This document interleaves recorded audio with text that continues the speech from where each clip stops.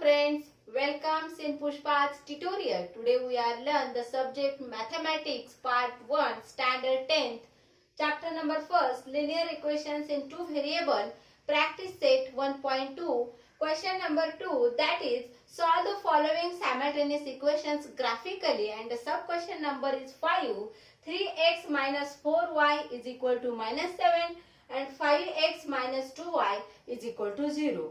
आपल्याला काय करायचंय पहिल्यांदा दिलेल्या लिनियर इक्वेशनला काय करायचंय समाधान करणाऱ्या दोन व्हॅल्यूज म्हणजे x आणि y च्या व्हॅल्यूज फाइंड आउट करायच्या आहेत. मग आता मी इथे जेव्हा इक्वेशन पाहिला तर त्या इक्वेशन मध्ये 3x 4y असं म्हणजे y चं काहीतरी कोएफिशियंट आहे सहगुणक आहे म्हणजेच माझ्या इक्वेशनची व्हॅल्यू मोठी येण्याची शक्यता आहे.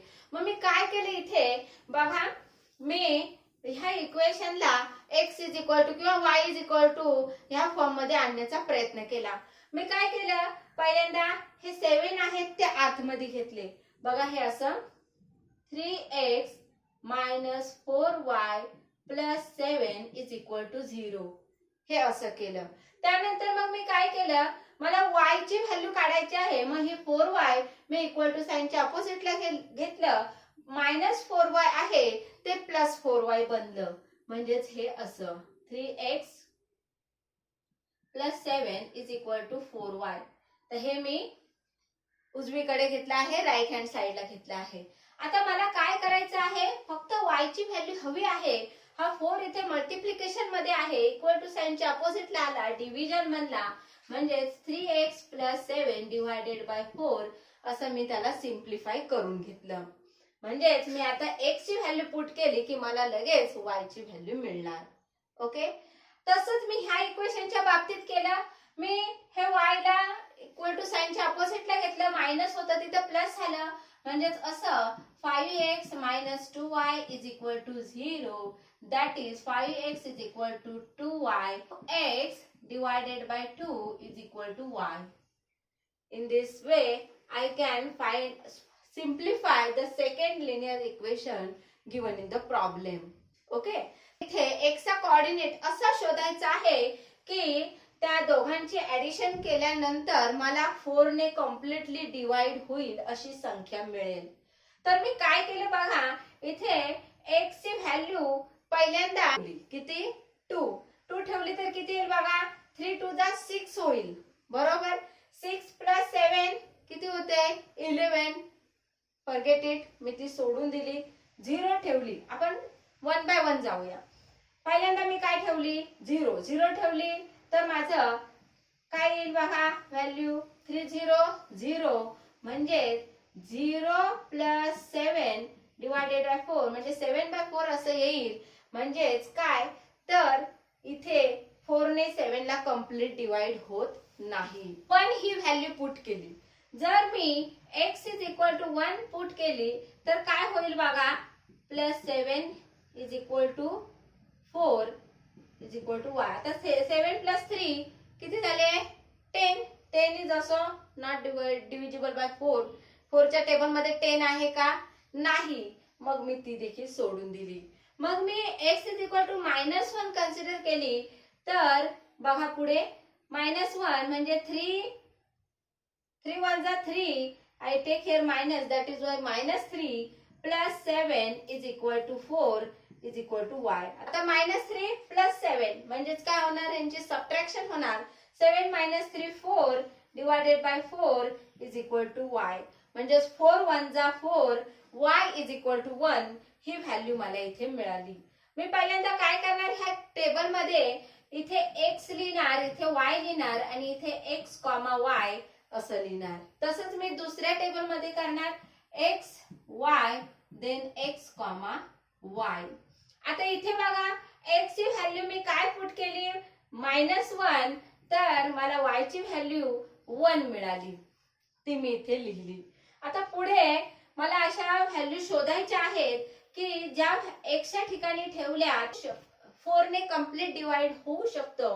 म्हणजेच असं काय होतं माझं 3x plus 7 divided by 4 is equal to y. हे अशी व्हॅल्यू होती. मला 4 ने कम्प्लीट डिवाइड होईल अशी व्हॅल्यू हवी असेल तर 3 च्या जागी प्रॉपर नंबर ठेवावा लागेल. -1 ठेवलं तर मला ते मिळालं. आता मी समजा -2 ठेवलं तर किती येते बघूया.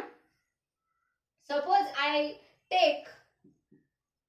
Taking x is equal to -2. काय होते बघूया. समजा मी इथे -2 ठेवलं तर कोणती व्हॅल्यू मला मिळणार. 3 2 जा 6 बरोबर.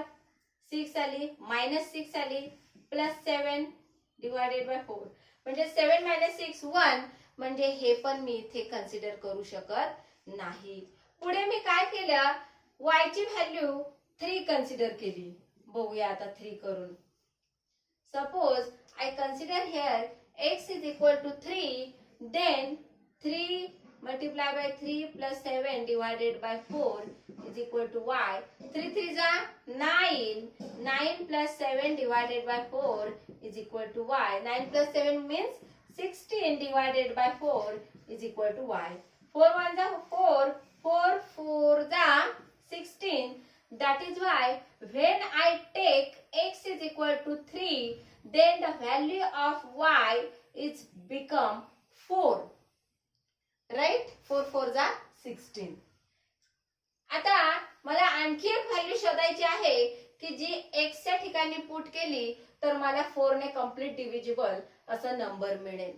मग मी काय केलं, x च्या ठिकाणी नंबर ठेवायला 4 चा विचार केला. तर 4 चा केल्यानंतर काय होईल.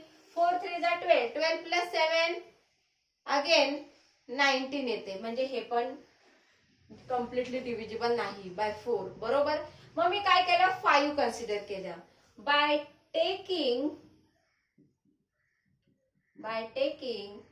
x is equal to 5. बघूया आता काय होत आहे. 3 5 जा 15 plus 7 divided by 4 is equal to y. 15 plus 7 what? 12 22 which is also not divided by 4. मग मी काय केलं, x is equal to -5 घेतलं. म्हणजे bye taking x is equal to -5 बघा पुढे मला कसं मिळेल. -5 plus 7 is equal to 4 is equal to y. Divided by 4 is equal to y. आता बघा 5 3 जा 15, -15 plus 7 divided by 4 is equal to y. आता 15 मधून 7 गेले किती राहतात. Yes -8 divided by 4 is equal to y. 4 1 जा 4, 4 2 जा 8 म्हणजेच y is equal to किती आलं, -2. Right. I write here when take x is equal to -5 then my value of y become -2. Clear. तर असे हे कोऑर्डिनेट मला मिळाले आणि एरर नाही घेत राहिली. आलं लक्षात. आता मी ह्या कोऑर्डिनेट्सचं ग्राफवर अतिशय उत्तमरित्या प्रेझेंटेशन करू शकते. तर मी इथे पुन्हा x y चे कोऑर्डिनेट्स लिहिले. -1 1 देन 3 4 देन -5 -2 हे मी लिहिले. आता मी पुढच्या इक्वेशन कडे गेली. त्यामध्ये मी अगोदरच सिम्प्लिफाय करून ठेवलेलं आहे. इथे देखील मला सेम कंडिशन फॉलो करायची आहे. मला अशी संख्या शोधायची आहे x ची की जिथे मला 2 ने पूर्णपणे डिवाइड होऊ शकतं. मी काय केलं, पहिल्यांदा x ची व्हॅल्यू 2 कन्सिडर केली. जेव्हा मी x is equal to 2 put केलं तेव्हा माझं काय इक्वेशन बनलं बघा. 5 into 2 divided by 2 is equal to y. 5 2 जा 10 divided by 2 is equal to y. 5 जा 10 that is y is equal to 5. When I take x is equal to 2 then my value of y become 5. I write here.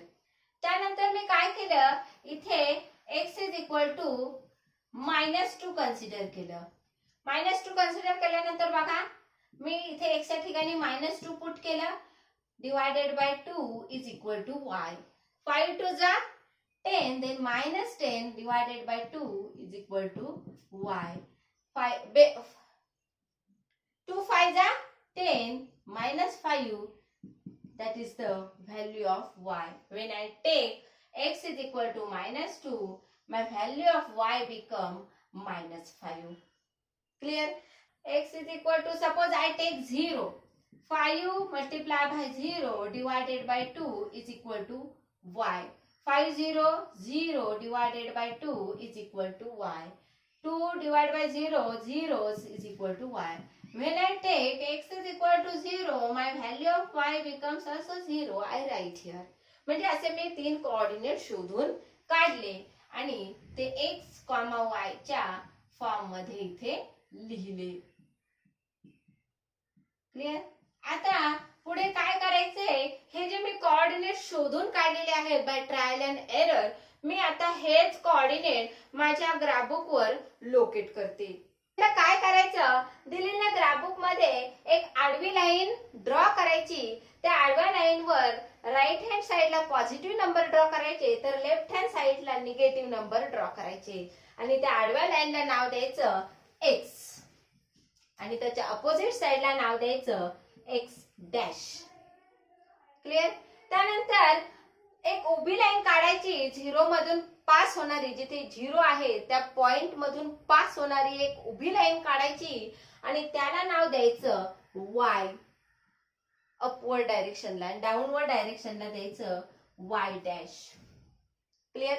Upward डायरेक्शनला positive digits घ्यायचे, तर downward डायरेक्शनला negative digits घ्यायचे. Right hand साइडला positive घ्यायचे, तर left hand साइडला negative घ्यायचे. हे झालं ह्या 2 लाईन संबंधित. ह्या 2 लाईन काढून झाल्यानंतर मग स्केल इंडिकेट करायची. स्केल ऑन बोथ एक्सिस, म्हणजे दोन्ही अक्षांवर 1 centimetre is equal to 1 unit. ही अशी स्केल इंडिकेट करायची. स्केल इंडिकेट करून झाल्यानंतर मग आपल्या पॉइंट्स कडे वळायचं. पहिला काय आहे पॉइंट, एक्स अक्षावर -1 तर वाय अक्षावर +1, that is this point. I locate here -1 +1. Then x अक्षावर on x axis 3 and on y axis 4. This is in this way.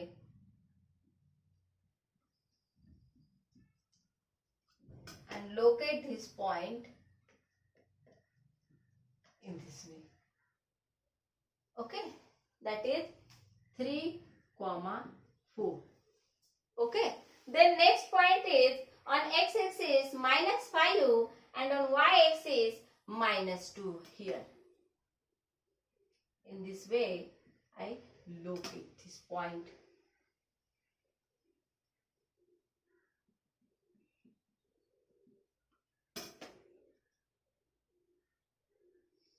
Clear? I write this point indication -5 -2. आता मी काय करणार, ह्या तिन्ही पॉइंट मधून जाणारी एक लाईन ड्रॉ करणार. ही अशी, हे बघा, ही अशी. With the help of scale I draw this line by passing the given points on the graph. Clear? मी अशी एक लाईन ड्रॉ केली. आता पुढे काय करायचे, मला नेक्स्ट इक्वेशनची लाईन ड्रॉ करायची. ह्या लाईनला मी काय नाव देणार, 3x - 4y is equal to -7. Okay, आता मी नेक्स्ट लाईन ड्रॉ करत आहे आपल्याला दिलेल्या पुढच्या इक्वेशनची. त्यामध्ये x कोऑर्डिनेट आहे 2 आणि y कोऑर्डिनेट आहे 5. That is this. Okay, I indicate here.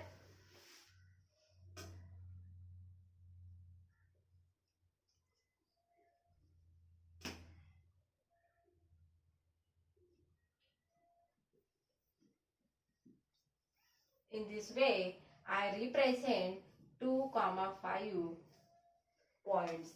Then next point is what? On x-axis -2 and on y-axis -5. I indicate this point in this way with the help of scale.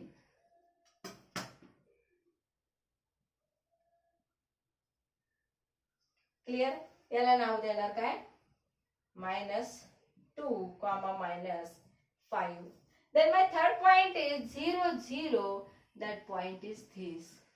आता मी काय करणार, या point मधून pass होणारी एक line draw करणार, ही अशी.